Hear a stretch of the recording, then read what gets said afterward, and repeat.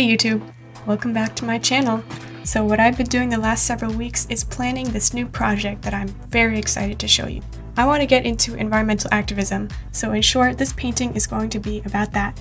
I decided I was just going to dip my toes in and quite simply make a painting dedicated to Mother Nature. I'm going to break down my painting process into 4 simple steps that you can follow along, and at the end, I will be revealing a hint about my next upcoming video, which I am so excited to start. My first step in a watercolor process is to get down the first layer, usually with the lightest colors, and as you can see I do have that dark brown for the purpose of kind of helping me map out page. But the main things I'm focusing on here are where are the white shapes, because white is my lightest color, so I'm painting around those, and I'm using my second lightest color, which is this light green, just to very carefully fill in the space around those. When I'm painting with watercolor, I almost always prefer to use a small brush, even when painting larger areas, because I really like the texture you can get with it. Really, it is unlike any other kind of paint since it's so watery and layers so easily. As you can see, I'm painting with one color, but there's so many variations of that color as one brush mark dries and the next one layers over it.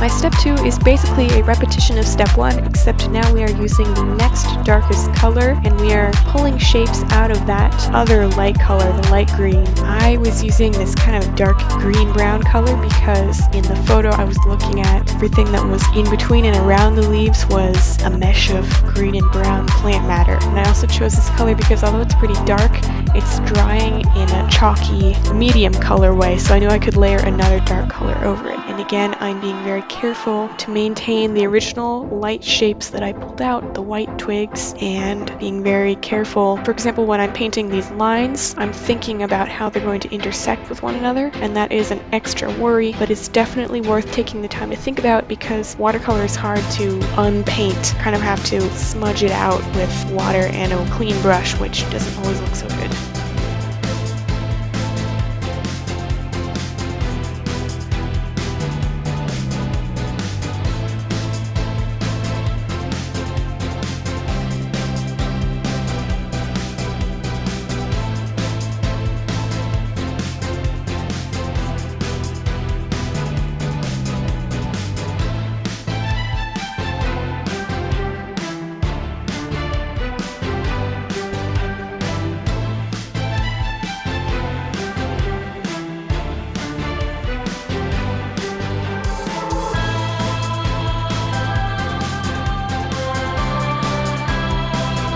So you could keep on layering like I did in step 1 and 2 for infinity, but for the purpose of this picture, I was done pretty much with that. I didn't have any more shapes to add, so at that point my next step was fixing up the color that I already had. A concern for me was the green in the leaves since they were all still pretty pale, so I went back in with those. And this is also where I'm pulling out my darkest darks. I've been filling in the area with black and obliterated all the detail. And so when I went back in with on the top, I decided to paint little loop-de-loops so some of the dark green would show through and it would leave some texture.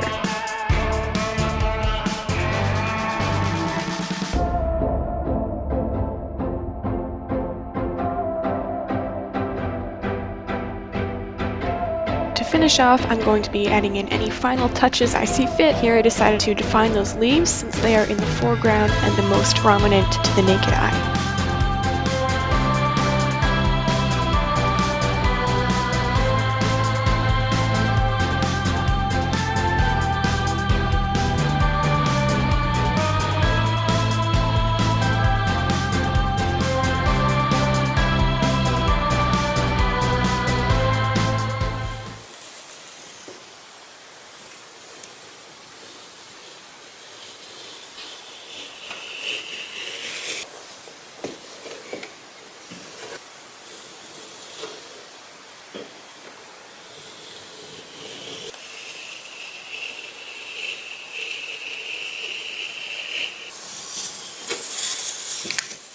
That's it for this super quick video. I hope you learned something new, or if not, that you enjoyed the ride. I find that painting from photographs can be relaxing because there's no worry about making your idea better. You just paint what's already there, like putting pieces in a puzzle. Thanks a lot for watching, and if you know somebody who might be interested to see this, please share it. I appreciate the support. You can find more of my artwork on my Instagram and Facebook pages linked below. My next video is going to be a painting about plastic in the ocean. That's all I'm going to tell you, but it's going to be even better than this one, and I'm going to include some research and stats in there as well, so it will be a little bit educational. I'll see you next time.